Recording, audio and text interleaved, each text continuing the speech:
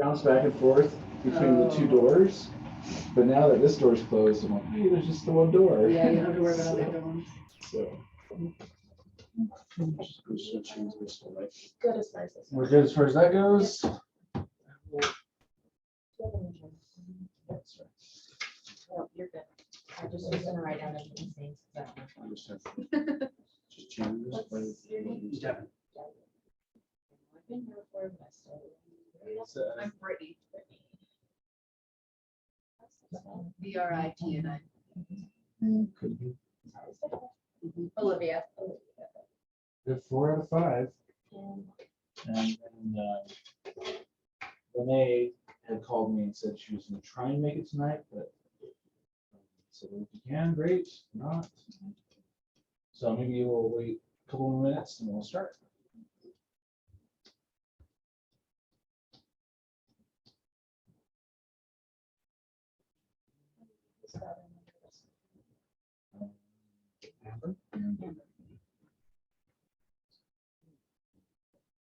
See, you're good with names.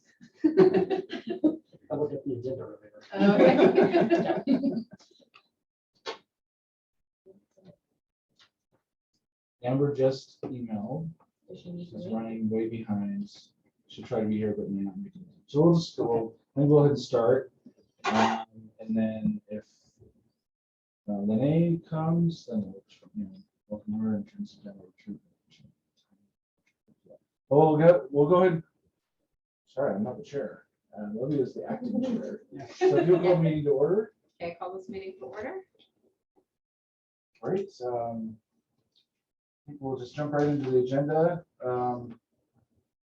Actually, maybe I'll navigate the agenda.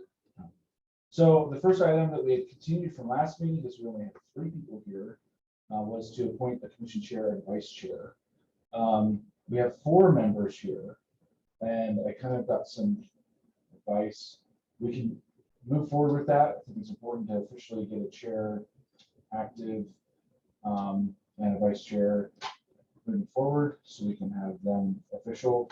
I think with 4 people here, we can do it one of 2 ways. We can have you all just make a nomination, or we can do slips of paper. So if whatever you all think feel is the best way to move forward with that. I'm a slips and paper kind of person. That's just Sure. 'cause it's, Okay. you know, All right. No, that's hey, that's fine with me. That's cool. I'll just all the circle paper. No, there's no Never really use that. Haven't been stated.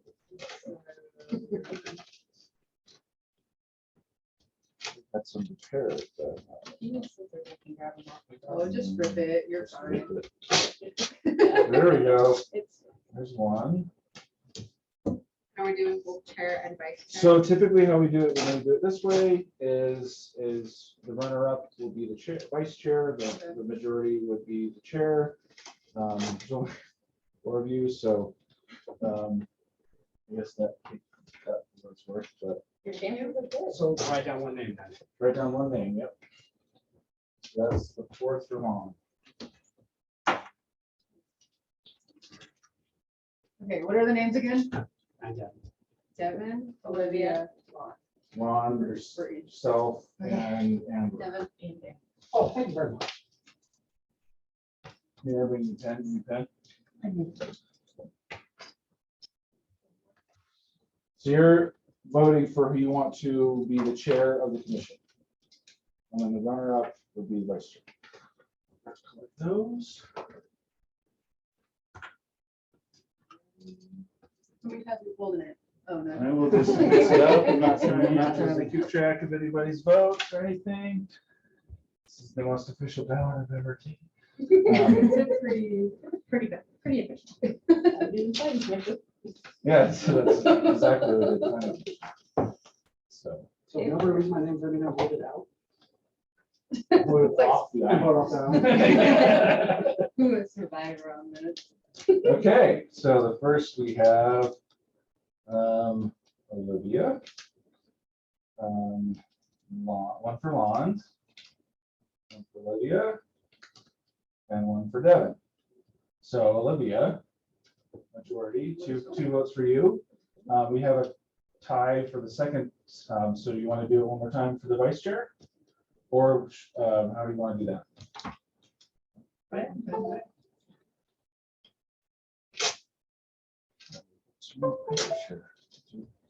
One more round for the vice chair.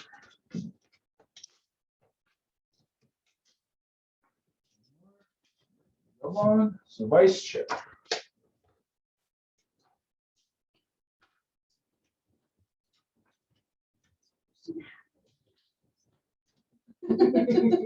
Okay. Take the votes here. Okay, vice chair, we've got Devin, we've got one for Lon, we've got one for Devin, and one for Lon. Oh, no. Paper, rock, scissors. So we have a tie. So I'm not sure how to do it one more time, I guess, right? Yes, so.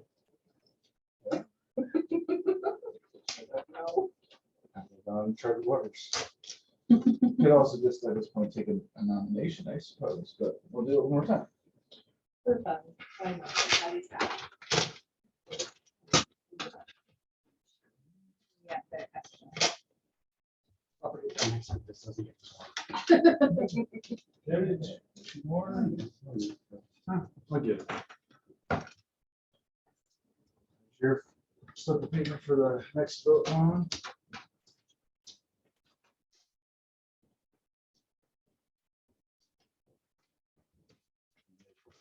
Papers just in case. What did you guys do all meetings? We voted.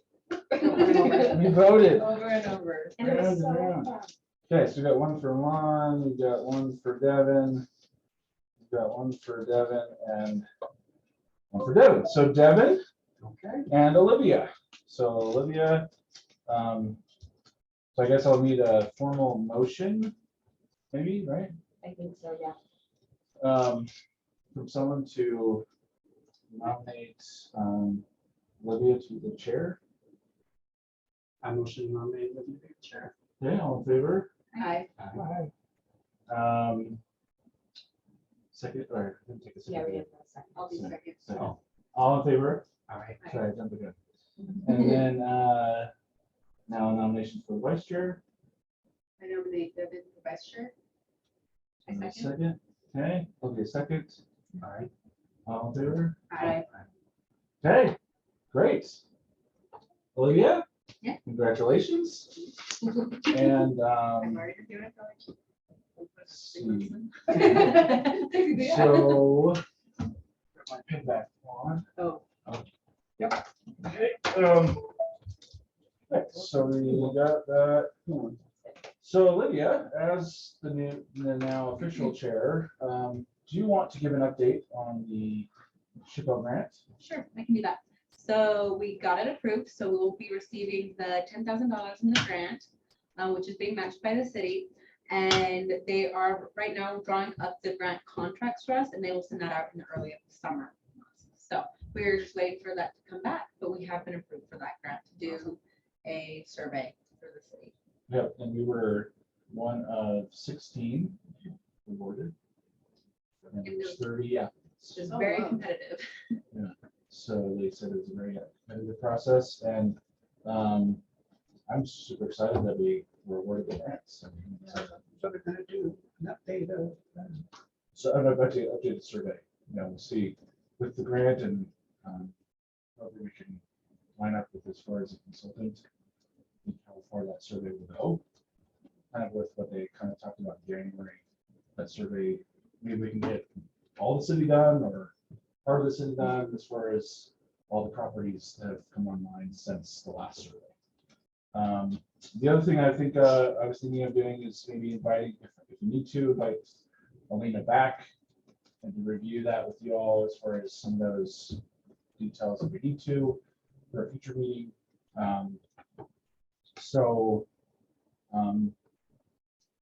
The next item on the agenda is lawn, the presentation.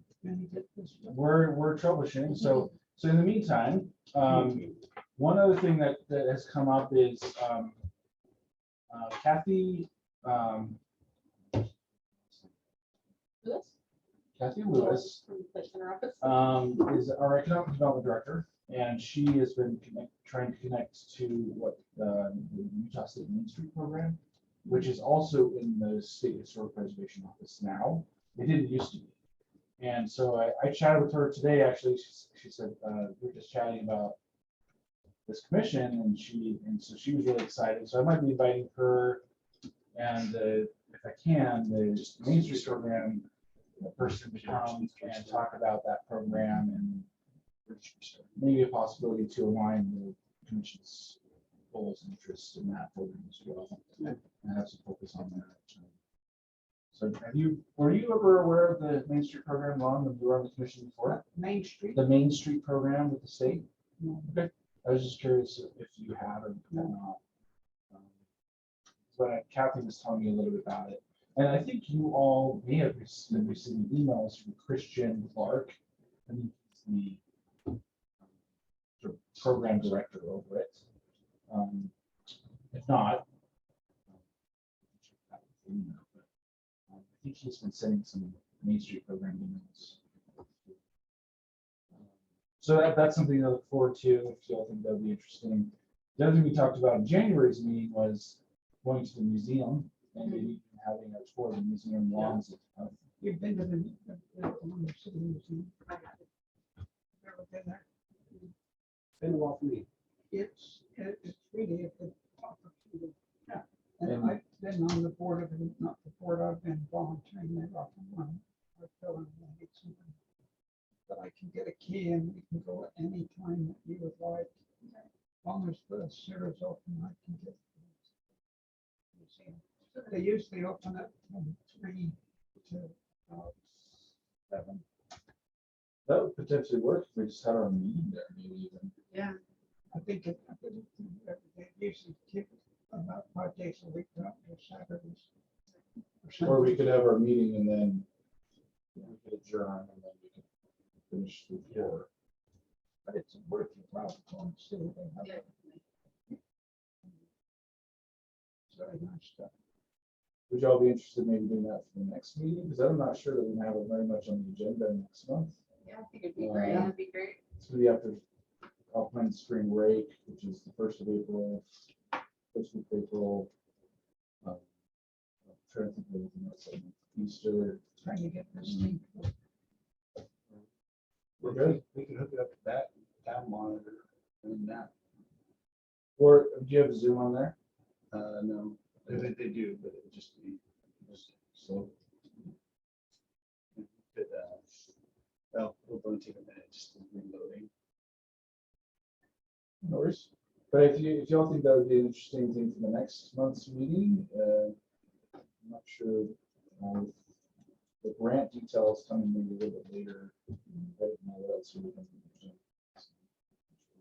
That's why I said that other email preview kind of said this meeting as a, hey, if you have any other agenda items or ideas or interests that you want us to maybe reach out to some state people and invite them, we can have last 2 meetings. So I kind of thought the tour of the museum would be fun. That's just me, so I'm not. I think that's a great idea. We will see it.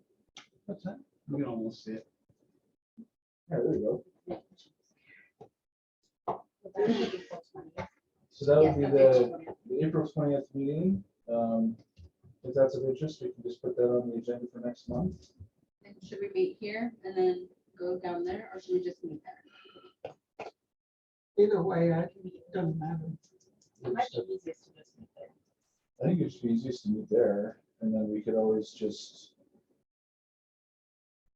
I don't know if that's the only item is the tour.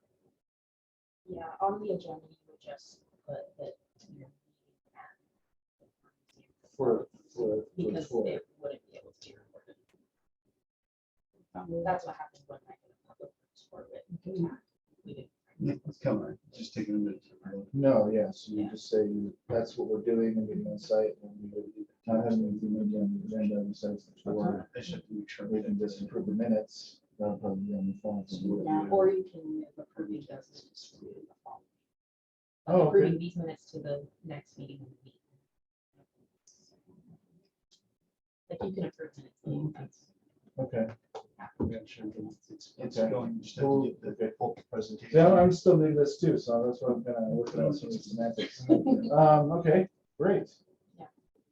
Ron, if you're ready, Yeah, any other items from you guys? I guess? Introduce. Before we move on. Let me just tell you what this is about.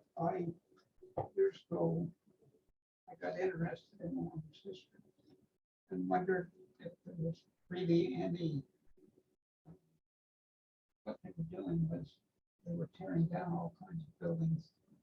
One was the elementary school. Maybe you remember it down there, Spencer. Yeah. And they were gonna, they wanted to tear it down, and some people didn't want it.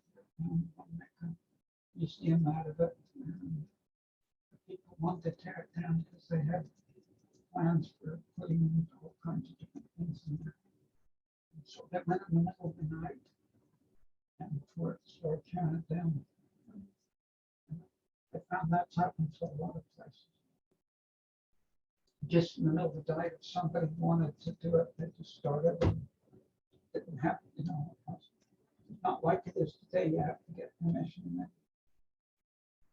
So anyway, it was quite a deal. And I got thinking, what is there about Orem's history that would be worth saving? And there is a lot. There's several books out. You've probably seen them. If you haven't, I got a copy of them. One's called Happened in Orem. It was put out by, I'm trying to think of his name. His wife was on it. Let's see if I can. I have that book. I'm not sure his name was. Anyway, it happened in Orem, and then they had I find it in the library still. they had a whole bunch of they had another one that was sagebrush to steel, and then we put another one out on its centennial history. Was put out. And there were several things that have been done, and then some of the pictures that I have in this. Some of the pictures here have been part of that. Those pictures. So put that on there and figured that I started the last time. Yeah, so you started a little bit last time. And they did. We can just go through the whole thing again, and we can just be quick. Okay, we've got about 40 minutes till He'll we're be able to finished, shoot so, yeah. Yeah. Okay, I can just push the buttons while you do that. Yeah, if you wanted to read that, there were 15 families on the bench between Linden and the River Bridge. There were no fences, no roads, sagebrush as far as the eye could see. If you want to go to the canyon or visit a neighbor, we just cut through the sagebrush, made our roads crosswise or whichwise was nearest. And oh, how the coyotes used to cry at night. You would think there were thousands of them. Can you imagine being here and thinking that coyotes? This is what it looked like. And this is the sagebrush rooters. And the sagebrush rooters were there they were hired by BYU, and they were making that land up. And it's interesting because it was $1.25 an acre. How much do you think it costs now?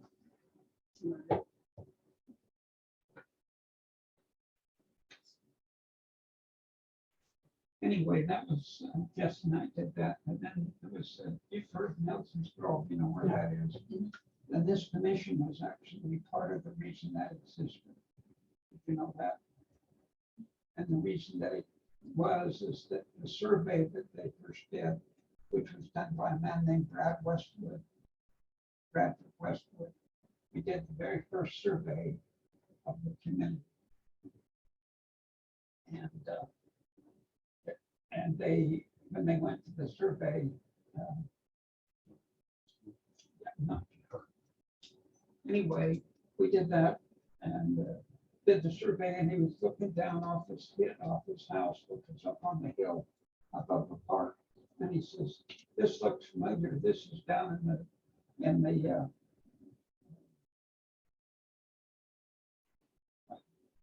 Pioneer Museum, you know,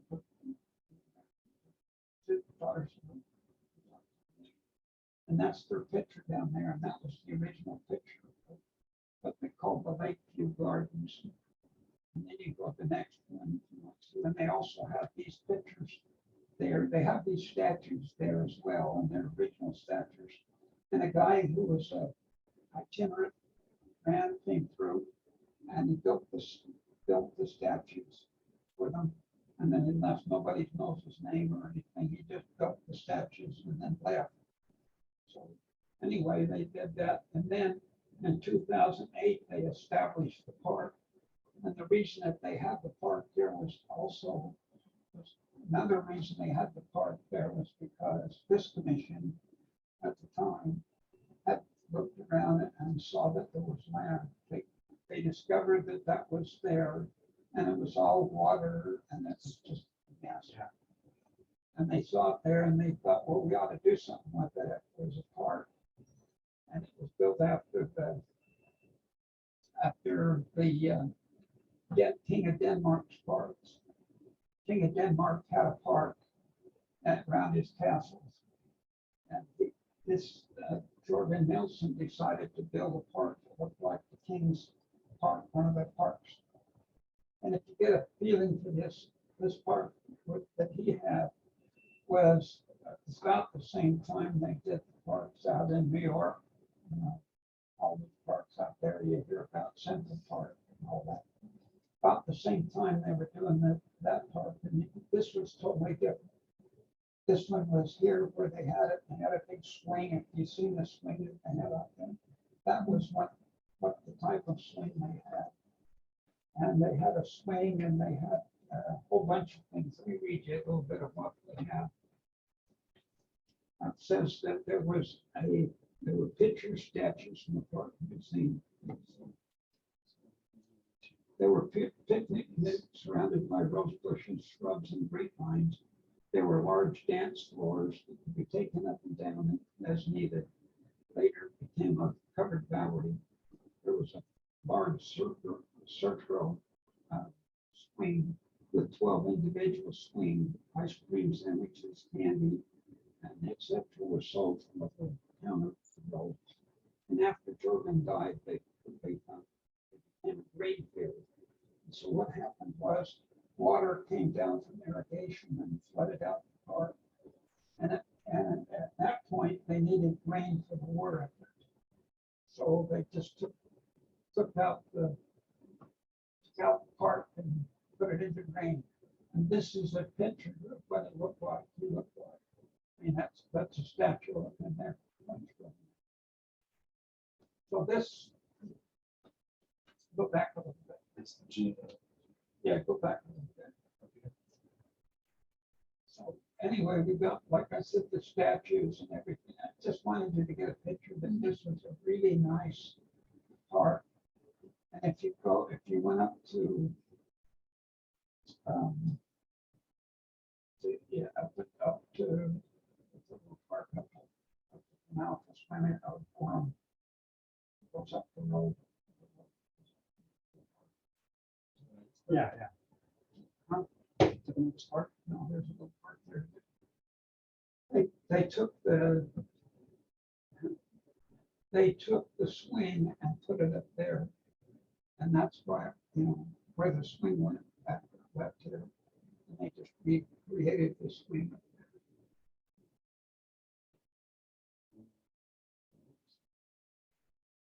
there. Anyway, this right here is a picture, and I'll hurry through this. But this right here is a picture of the Geneva Bathing Resort. Have you ever heard of that before? Mm-hmm. You've heard of Geneva, right? That's where Geneva still got its name. That got its name was from the man who built the park. His name was Bowen. He was from Springville, bought the property, built the park, and named it after his daughter Geneva. So that's where Geneva came from. and Geneva Steel, and they had bathing resort. These are the bathing fields that you see up there. And they had a motel up there. Number 6. They had a motel or a hotel, and the land for the resort was purchased for $200. In 1888, 10 acres. And along the northern shore of Utah Lake. Today, the Orem Blended Boat Harbor is located there. So if you go down there, and that's what their hotel looked like. Hotel there, it's a 2-story hotel, and people could stay there. They had trains and all over, and they had people from all over, especially the immigrants who had like Danish ancestry, heard about this park. And they'd want to come and celebrate, so they would bring their families down. And there were trains and everything here to get people to the park. It was really quite a park. This is a pavilion they had there, and they had dancing there, and they had other things there. It was a dance floor. And this lady here, it's the second owner of the park. And she was, her name was, well, there were 3 special trains, and they came from Eureka, Manti, and Nephi, and there were sports racing, horse racing, ball games, boating, fishing, sailboating, and racing, all kinds of games there. The next one is Agnes Taylor. Agnes Taylor was the second owner, and she had a bear there. Interesting to think that they had a bear in one. Okay, but the rise and fall of the lake caused it to be a problem to the resort. The resort was sold to Utah, to the Utah Lake Club in 1907. And then the property was bought by Frank Eastman and Will Taylor. They operated the resort until 1935. At the time, this resort looked like this. Started to be kind of run down. Water was going bad, so they thought we've got to do something. So the Utah Power and Light bought it, and they just burned everything to the ground. So they figured that was the best thing to do. They just totally burned everything to the ground. And if you go down there by the boat harbor, as you go down there, you'll see a big plant down there that generates electricity. Have you noticed that? That's why they have the land down there. It's interesting to think. And then this is all that's left of the resort right now. That's it. You won't find anything else around there.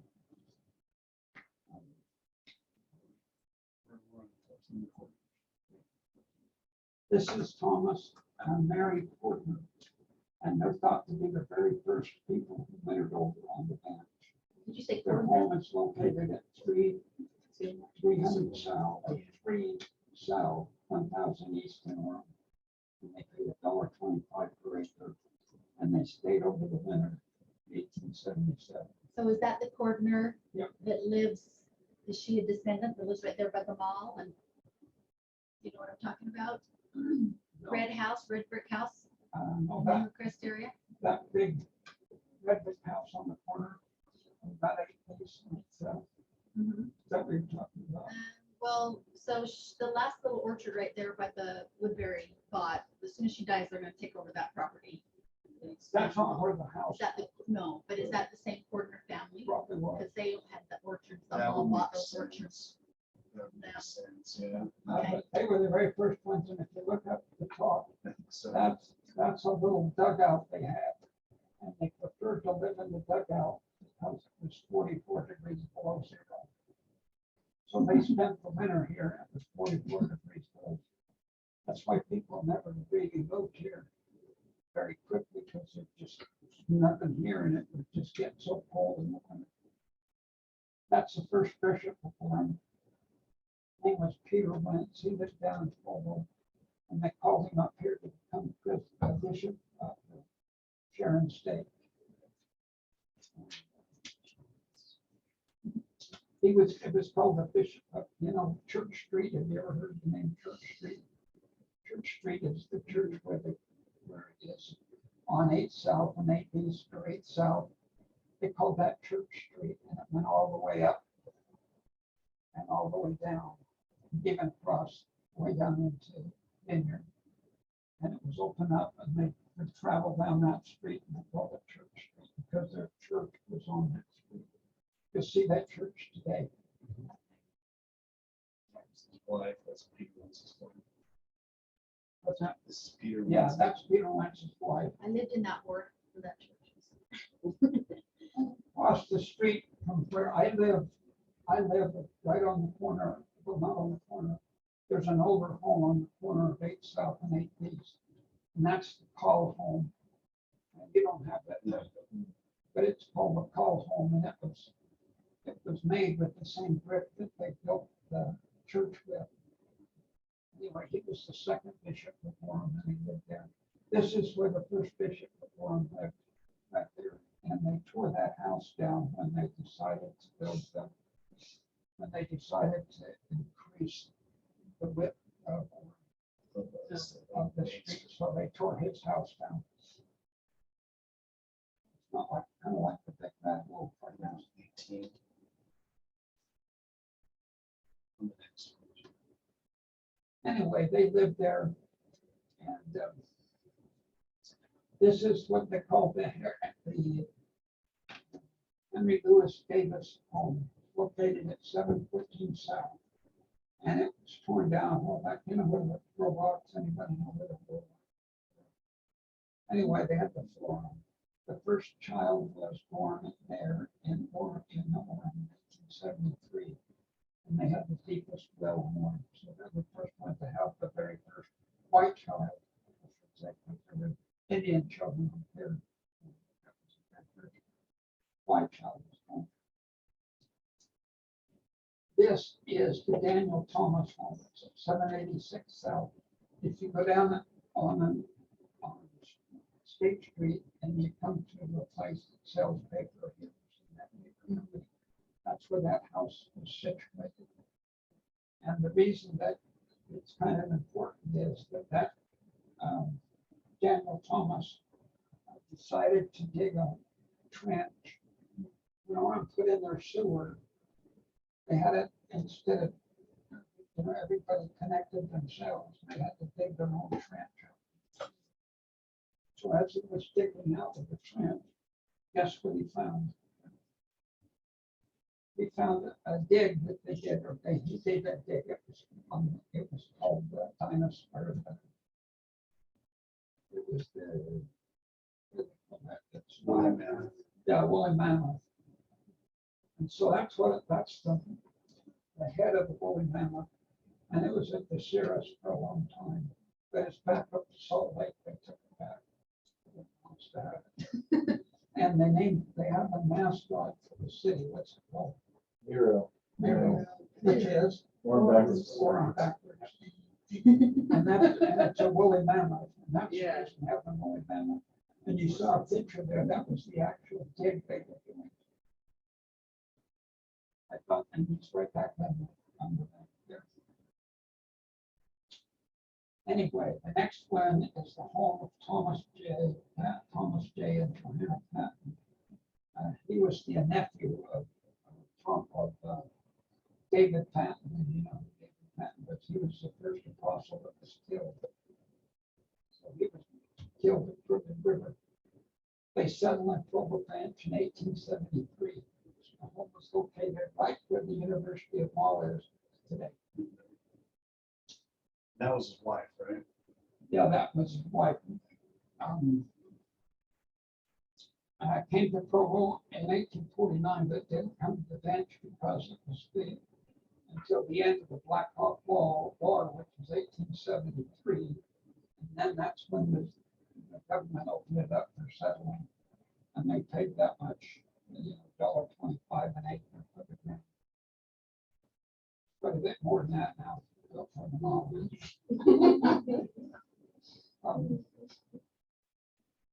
Johanna was the first counselor in the first Orem's Big Society. And they would always leave the light on in the house. And there was a couple of reasons for that. Johanna's sister was married to Brigham Young, and almost all the authorities came through here to visit the Pattons. And they would come down, every time the general authorities would come down this way, they would stop at that house. So Brigham Young and all the others stopped there and visited and stayed here, and they would leave a light on in the house up there in that window. And the reason they leave that light on was so that they'd know where it was. So, anyway. Yeah.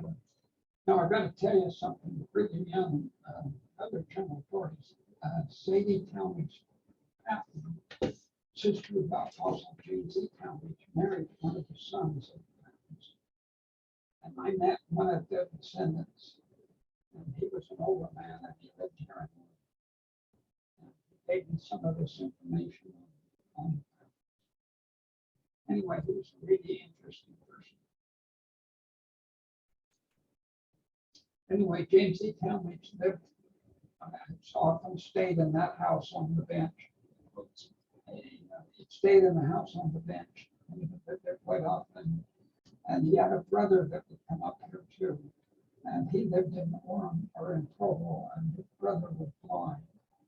The reason his brother was blind is that James E. Talmadge stuck him in the face with a pitchfork when he was a kid. So he was completely blind. And they had a grill down there. Wasn't in Orem, but it was just off the bench. That's go down into Orem where DWS office is right there. They had the very first grill of the Book of Mormon. Anyway, it's just kind of interesting when you hear some of the history of people. They come up here. And this is this house is the final home. And it was located on the UBCC campus. Did you ever see it, the home up there? That's not there anymore. They tore it down, but it was on the historic register, but they tore it down to make way for some of their other stuff. Just right in the middle of the campus. And they said they rebuilt the house, but they haven't done the job. And they put it on the campus, kind of a replica of this house. But they had agreed to keep it. You know, the reason they wanted to keep this house is because it's a really important house, because they could see how a pioneer house was built. Yeah. And it had no outbuilding. In other words, there was nothing built onto the house. You notice most of the houses that were there had other additions. This was the original addition, and it looked like this. That's not it. No, that's not it.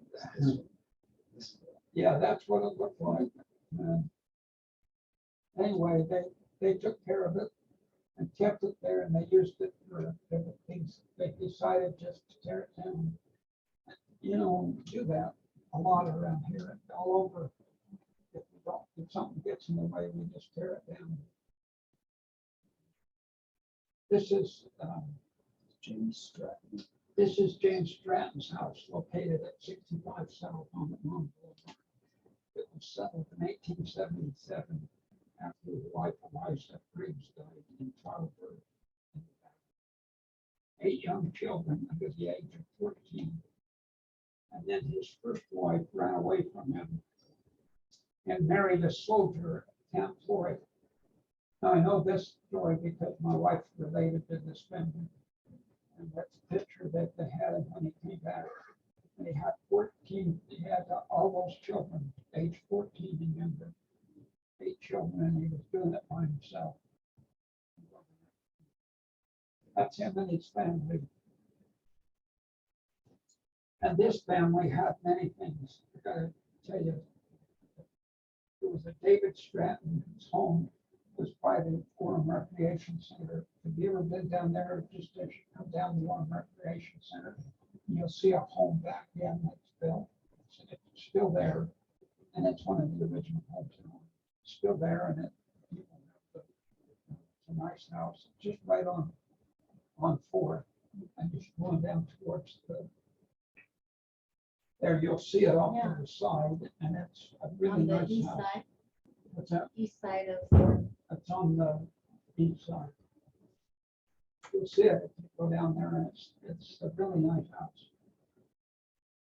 Anyway, his first wife ran away with a soldier from down at, I gotta tell you this because what they do is they take the ladies down and do the laundry for the soldiers down at, what's it called, down in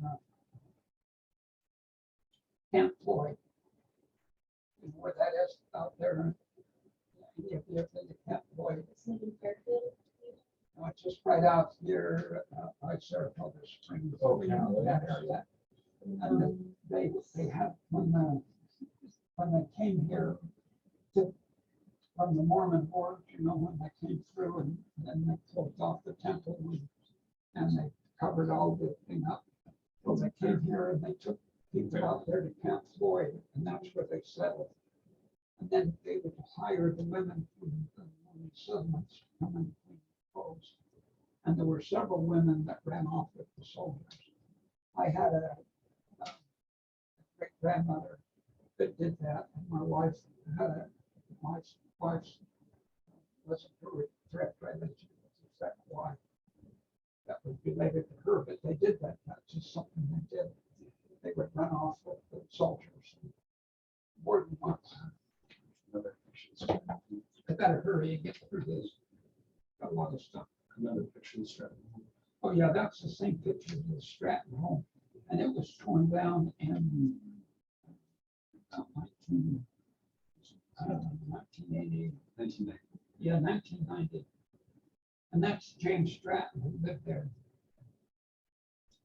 And then that's John Henry Stratton, and his wife was Emma Evans Stratton. She's the one from the quote on the front. And they were married in 1886, and they lived here and built their home here in 1885. And she said, I sacrificed father and friends for snakes and rabbits. It's sagebrush. First brick home in Orem was built right there, and you know where Little Caesars is? Resnick Care, On State, just off State Street. Branson Dental, Resnick Care. That's where it was, and it was right there. And that was the first brick home that was built by the Strattons. And then later they moved down to. Later they moved down onto 1800 South. It was, or excuse me, built on a second house built on 1600 South State. About 1905, it was called she was called the Relief Society Press. The funny thing, there was see that Model A. She was hit by a Model A car like that, and she didn't want anybody to know. She hit a boy. Yeah, she hit her boy, and she didn't want anybody to know that. So it's just really The funny. boy. Huh? Yeah, so the boy told her she bought him candy. Yeah, she did. She bought him candy into a store. And so Driving, so I wouldn't say anything to anybody. Anyway, this is George and Nina Vance Stratton. And he was a city councilman, and he planned for the cemetery and water issues going on. And that's their place. Have you ever seen that building? No. That building right there is the very first city building another for Orem City. And it was tell us. built in 1931. And this is when right at the first of the building. And this is what was a John Alma Vance and Matilda Vance Martin and friend of home of George and Nina Stratton. And this was taken before the home was lost in the Great Depression. And it was later moved until it, let's see, and it was not moved until it had been used as a city center and library for a time. Alma Vance was the first principal at the elementary school, Sharon Elementary. Matilda Martin Vance was the daughter of Jesse Bigler Martin. He was the patriarch of the James town, we took patriarchal blessing.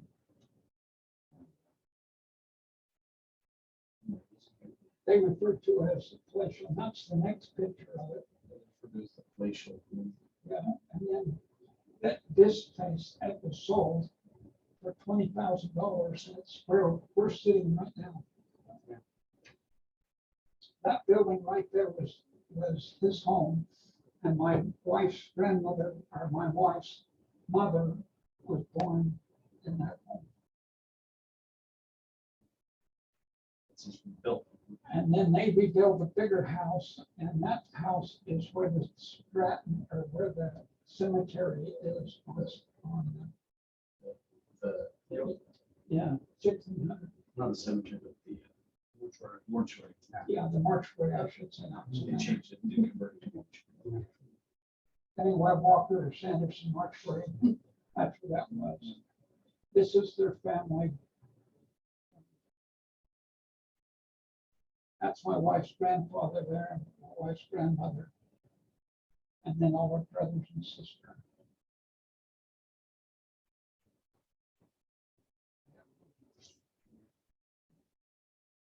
Anyway, this picture here is an interesting one because let's see, it's 39. this is Otto Olson home. And that's on 4th South and 4th East. And Jack Dempsey, ever heard of Jack Dempsey? He was the fighter. They called him the Mormon. Anyway, he trained here in Provo, or in Orem and down in Vineyard. And he actually trained in that house. There's a house right there in the back. You go to that. Let's see what it looks like. That's the front of the house, and that's the one that lived there. Looks like that. So anyway, go back because I think there's a good picture of that house. It's still there. And this is vision 2. Yeah, this house, but you'll see that house right there. It's still there if you go on the 8th South and oh yeah, 4th North. yeah, 4th North and 8th South, you'll see the house. And it looks like that, and they got a different direction, but it's still there, and it's still got some of the things in the back. And belongs to the family. This is the mill. What's that? It's the mill. This is the Millet home, and it used to be a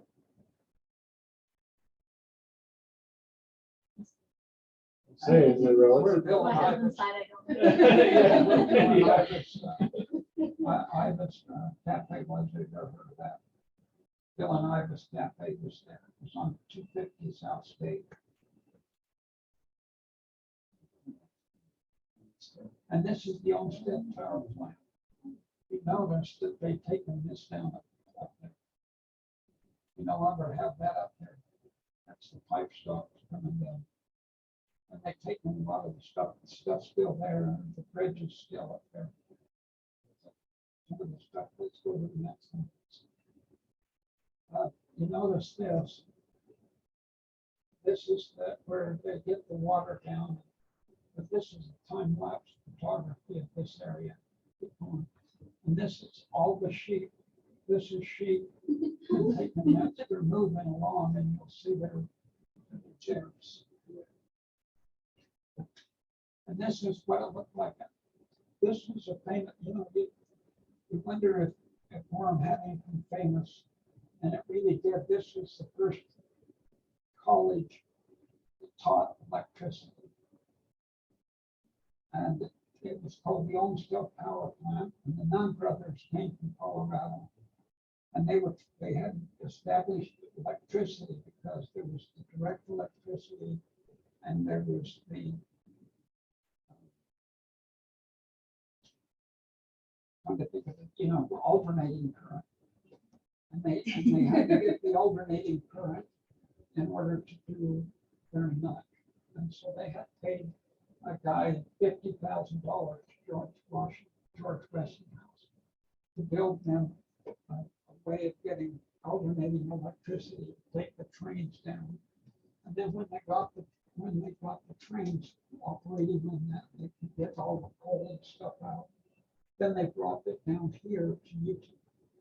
And they came here to Orem and they set up a college.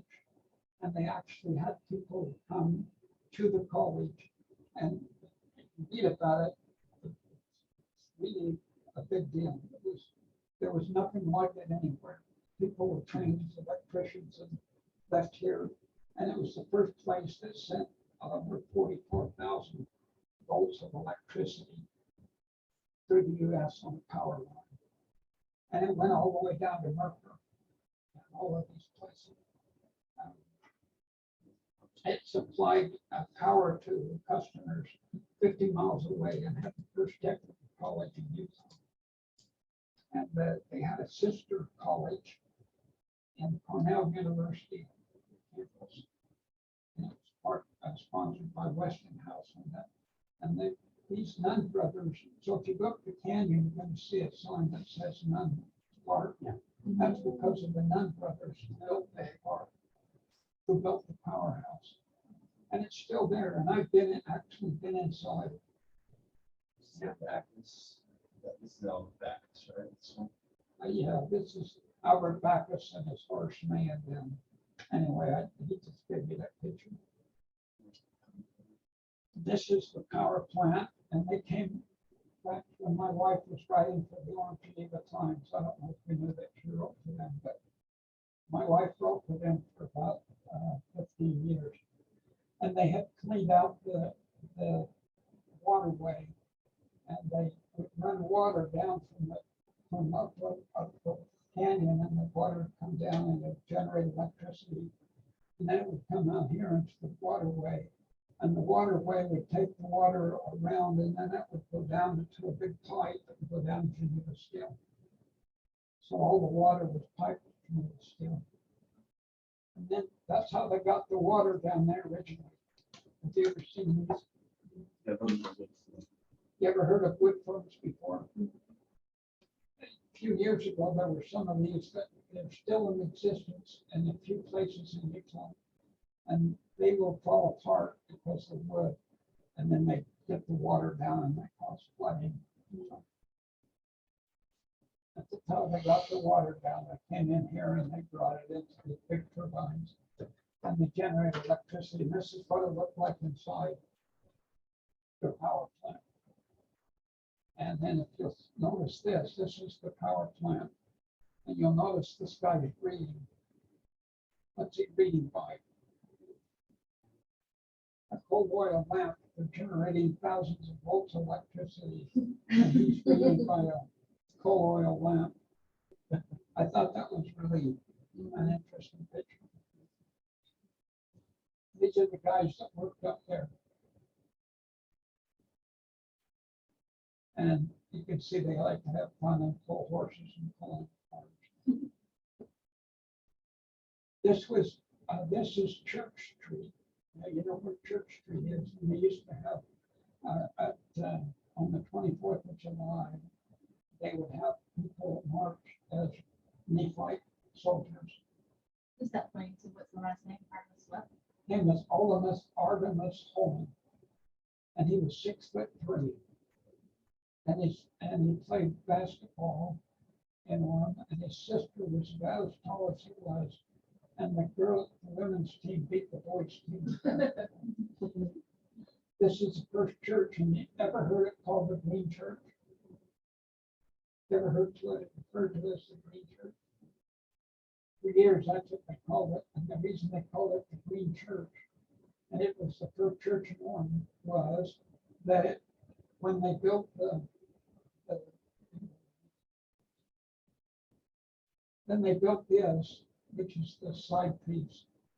But all of this was green, and there it is again. And the reason being is it had to look like the Sierra. The Sierra was painted green, so they wanted the church to be green. And also this side piece that they used here, you see the side, It was used to put the movies in, where they have their big cultural, the big one, they have the movies in and show it in the church cultural hall. This right here is 50 cents. Yep, sure. This is the Sharon LDS Chapel in 255 North State. You ever seen that? No, because it was torn down. The structure was started on February 24th, 1912, and dedicated, and then was torn down in 1970s. And this is the dedication of the chapel. And the interesting thing is they would build the chapel, then they'd have to wait to use it until it was entirely paid for. That's what they did. And if it wasn't paid for and the members hadn't paid for it, they couldn't use it. So that's what that was. And this was, if you go to 8th North and 8th East, right across the street there, there's that little store there, the Harmon's Cafe, and right across the street was this house. And this house was there for years. It's torn down now, and it's an insurance agency or something. What's that? Yeah. But I was gonna say, fun fact, back in the day, that was a private high school. what's that? Back in the day, that building housed Yeah. a private high school. It was owned by one of the Strattons, John Stratton, which is my brother. And they have this property here. Of course, it was. I attended it. Anyway, it's interesting when you look at this. When you look at this sagebrush thing, what's the difference between that and then you go back to the other one? And you see that it's green and growing. What's the difference? Not just that, it's just water. Once they got water, they could do what they wanted to do. This is where we got our first water up at Hazard Springs. They had a little motel up in the canyon called Hazard's Motel, and the city of Orem bought it, and they got the spring with it. And they use it. It's still there, the building is up there, and they bring water down to Orem. That's portable water.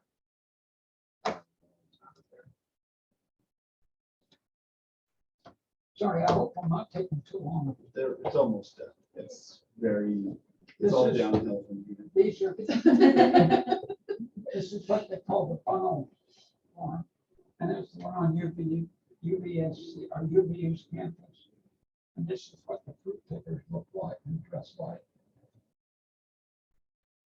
This is what the mouth of the canyon looked like. You know, when you go up the canyon, they had fruit farms all the way up. And you know what they used to plant instead of just trees? They would plant in between the trees as they were growing.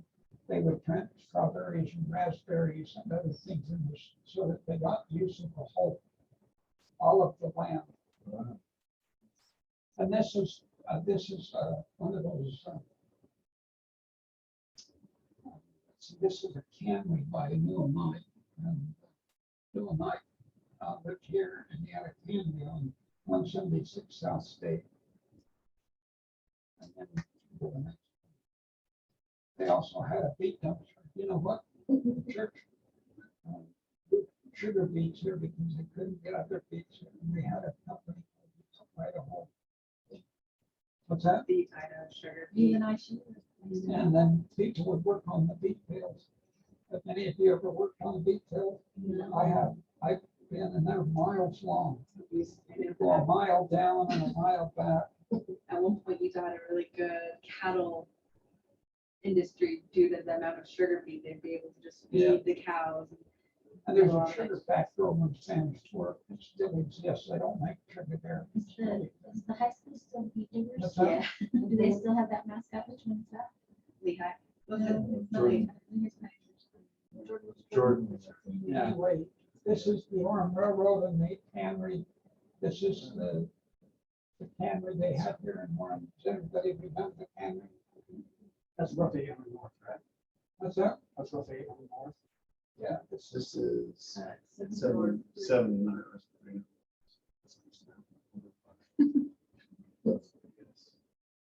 This is on 700 North and 300 West in Orem. Now that's Orem Boulevard now. So, yeah, this is. And that's Orem Boulevard, and Yeah. that's where they have the pan rail on there. Oh, the, I'm trying to think of the name of the pan, but anyway, I wanted to tell you the story. See this right here? What do you think this is for? Electric train. Huh? Electric train. This is the electric train. But what was Trolley this car? for? So, You see the wires running here? And there's a little piece there that had to be on the wire and for the train to operate. And it would flip off. So they would hire young men and the young men would stand on the back of the train and they'd keep that on there because they couldn't operate the train without it on there. So they would hire them to be there. And I know that because I talked to a man in his 90s and my wife interviewed him for an interview. He was the foreman, or his dad was the foreman for the track. And he got his job from his dad. And his dad put him back there on this. And he was standing there one day and he said there was a guy that was there. And the guy, and he told me the story himself. He said he said that he turned to the guy and he said, "What time is it?" And you can see he had a big watch in his pocket. And he was an old farmer riding the train. And he wouldn't tell him.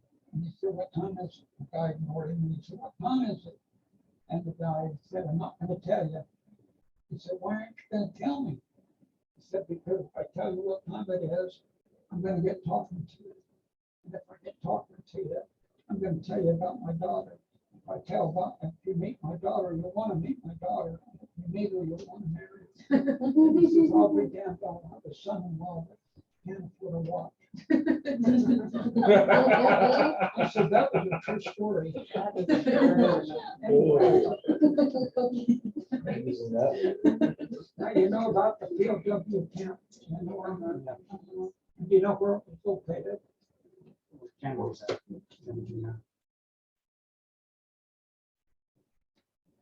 The junior high school is there right now. Oh, which junior high? Junior high school. What's that? Canyon. Orchard. And if you go up there, you'll see a sign out front. You'll see it. This committee put a whole bunch of these around the city. Yeah. Probably seen them. I thought that was an eco project. What's that? Was that one an eco project on the corner there? No, it was an equal project. It was this committee found. And we did a whole bunch of those. And then we put out this from the city. If you've seen this, if you go to the front in here, it's got all the cities, all of the historical sites and other things in the city. And it's still available, I think. Yeah, we've got extra copies. What's that? Do you have one of those one day? I don't. We have some. On Spencer School. Yeah, this is the Spencer School, and it was named after a guy named Spencer. And the reason it was named after, because it was named after after a reader. He made a reader called Spencer Reader, and everybody said they were going to go see Spence, old Spence. So the school was got the name Spencer School. This is the one I told them, I told you they tore down. They tore it down in the middle of the night. And they tore it down because the city wouldn't give them permission to tear it down, so they just went in and tore it down. This is the school, Sharon School, right? So the first year in school. Yeah, the first Sharon School. This is number 71, so it's on 2 pages.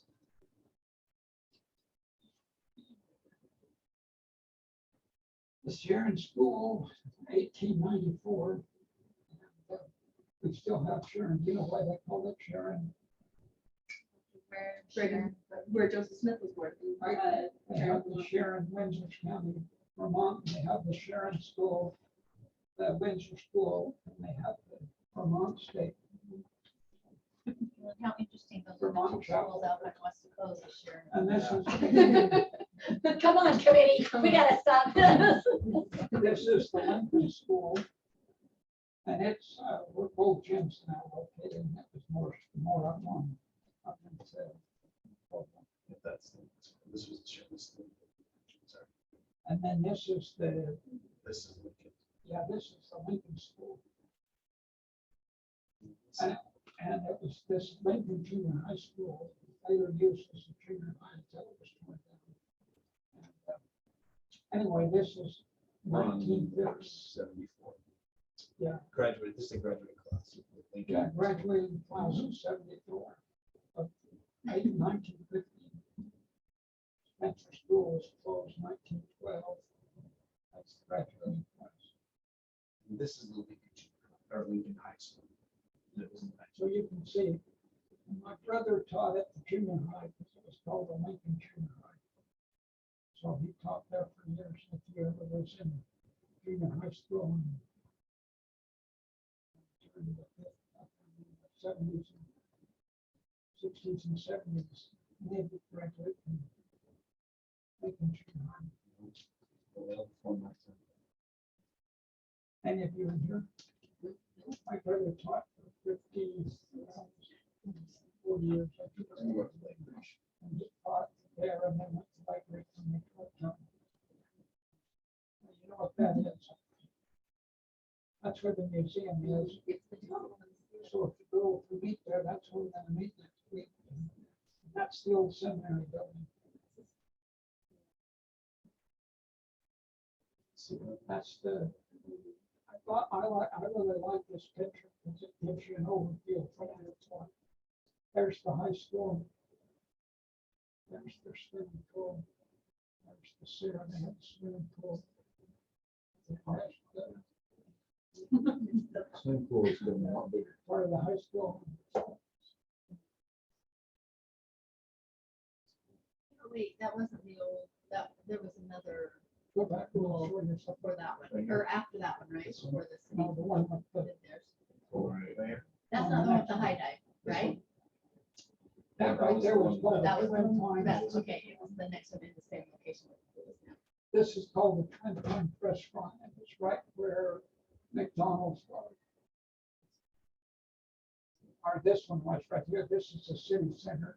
This is the restaurant. Called the Twin Pines. So where we are right now, that's where that house was. And then they moved. And that was the very first bishop's storehouse. And this is what it looked like when it was. Yeah, the fire station here. This is the guy that went to the very first fire, you know, and No. that they had. His name was Scott Thompson. And that was all of transportation for the fire. And then they had the volunteer firemen later on. Volunteer. Do they volunteer now? It's a paid. you don't I'm have pretty sure it's volunteer paid for the firefighters. I know the police is volunteer. What's that? The police and parking is volunteer. I think.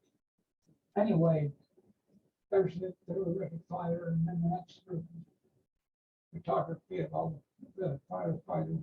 And they were all volunteer firefighters. You can see fighting the fire. You know. Now you've seen this building before. That's the city center. And it was, when it was hauled away. You ever seen that picture? No. That's being hauled off and it went down on 870 south or 870 west on Center Street. Now, have you ever heard of the Charles Academy? Yeah. You go by there and you go down to the end of it, you'll see that this building still has. So is it protected? It's been built. It's not. It's not different. But it's, I'm glad they did that because it did preserve it. Actually, that is the original. It is, they just built onto it. Yeah, they built on. I'm glad they did because it preserved it. So that if you went down there and saw it, you see that. Do you know when was this moved? What's that? When was it moved? Let's see. 1967. That's crazy. For 8,000. I was always interested in how exactly it was. Well, yeah, man, the technology in the sixties or. Big snow. Here's the big snow, 1950. That's what it looked like here in 1950. And the Orem Library, which was the second Orem Library, which was the city center, was also the library, and then this became the library. And it was over there right by the Sarah. This older house. And this right here, Finch home. what's that? Finch home.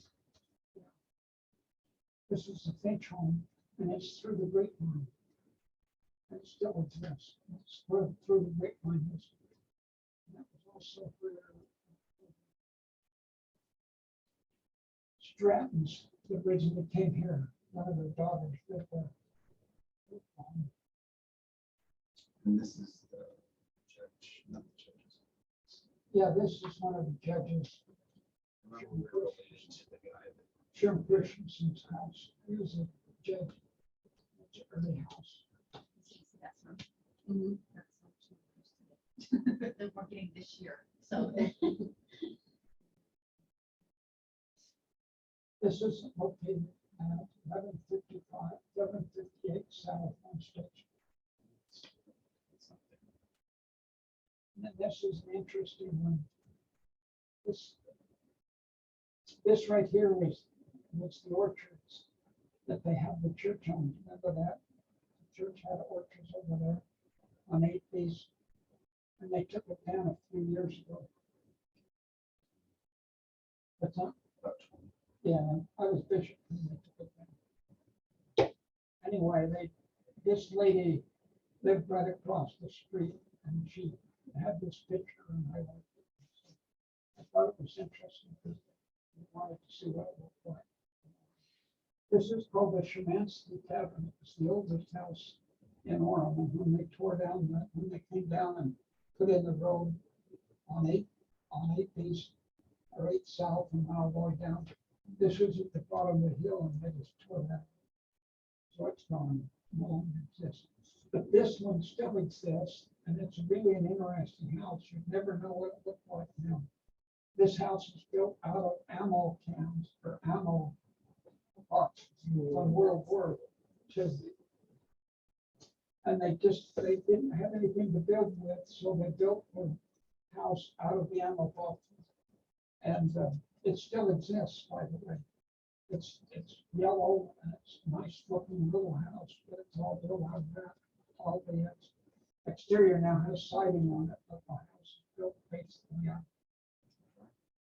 Now you can look at this, look at that. I only remember the one in Springville. Where was this? What's that? On State Street. Yeah, Yeah, I just remember the one in Springville. I'm trying to They remember. tore it down. They had two in one. State Street, where were they? One was down here on about. Address of that. That one's about 200 north, right? Anyway, it's So about, is that State Street? then? this is That's State Street, crazy. and they had another note this way about. There's always that. And this is the one where I told you that they have the bulb. And then if you go up, if you get on go up past the cemetery, start past the cemetery and just go around on 1600.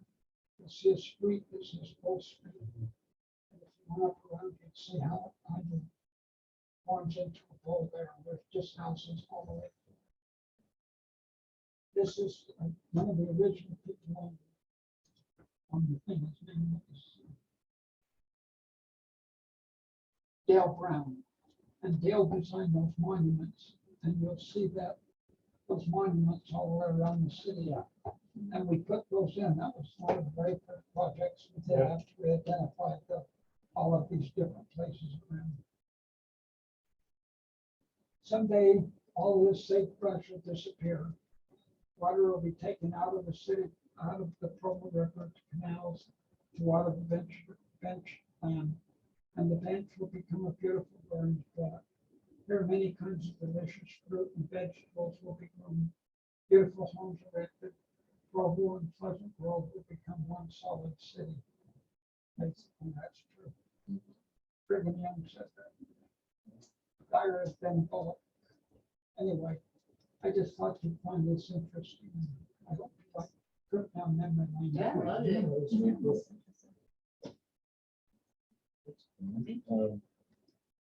Lene, thank you for joining us. A little bit late. We kind of got through the Sorry, I got beginning. stuck in traffic. No, yeah. We got through kind of the beginning of our agenda. But Olivia, do you want to tell Lene some of the exciting news that we already kind of shared? I don't think she knows. Oh, that I'm now the chair officially. And Devin is the Vice Chair. vice chair. And then I also shared news about us receiving the grant from SHPO. How much is that? It's 10,000. Sweet. So the city matches it, so 20,000 towards an updated survey of all the properties and buildings in the city that, since our last survey, come on and can be eligible for being listed. Well, when they, about the time they tore the school down, the Spencer School, I just thought, I told my wife, I said, they're just gonna tear down everything and we need to protect. She said, how can we do that? And I said, I don't know, and so I investigated and we started the Orem, this commission at that time. Because I just wanted to stop people from tearing things down, or if we couldn't stop it, at least preserve the history of it. Yeah.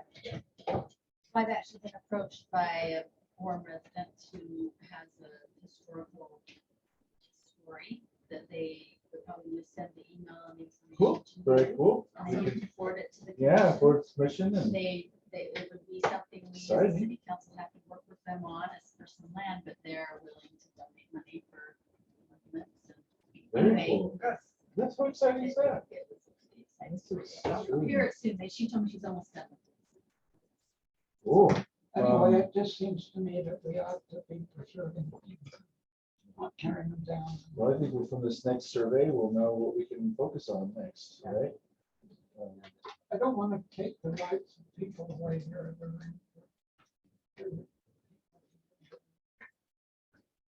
Little house on 8th South and 6th What is it that? South, that little house that had Trump. Oh, yeah. Saw the little house there.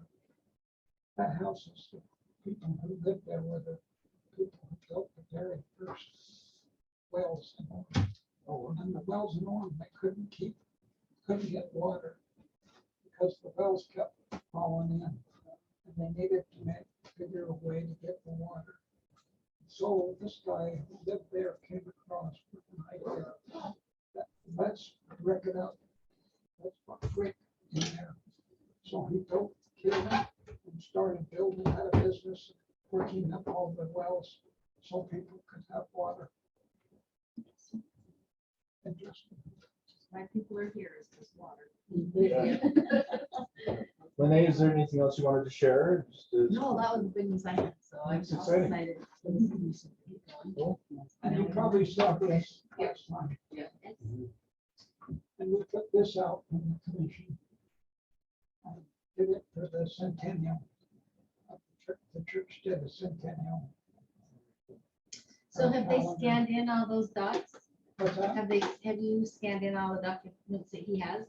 I don't think I know Lon has shared some of his stuff he wants to keep. It stays on my research, but I think the last meeting, we had some representatives from the state office here, and they said, Lon, you should really find a way to put this into a book or something, because all the Well, a research lot of that it he's is in done. books, but it's just, I actually have the phone number of the state archive, state history Oh, archives cool. person. You're a chair, right? So we will get that you guys all connected. So, because they're very anxious. to We have, preserve this. now, we have also in our office still, she's close to retirement, but Tamara was the original secretary. Tamara Beardall, she was the secretary of the first commission, and there's still a bunch of documentation that we actually have here in the shelves that we've talked about scanning in. from the old surveys that we did, and some of them might be cool to scan those in so they're documented. As far as the old surveys we've done, and some kind of progression of history from that perspective too. About this commission. I really believe we have, there's things that we do make a difference. Okay. And people, just really believe that this is a good commission.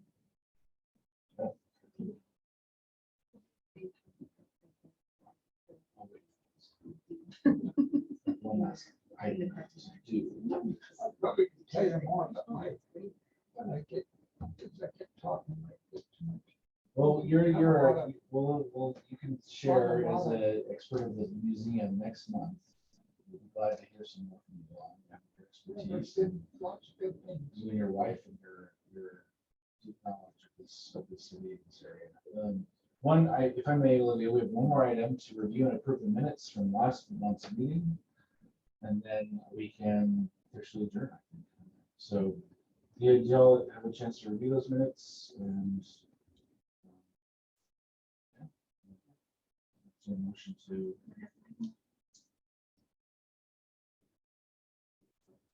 Sorry.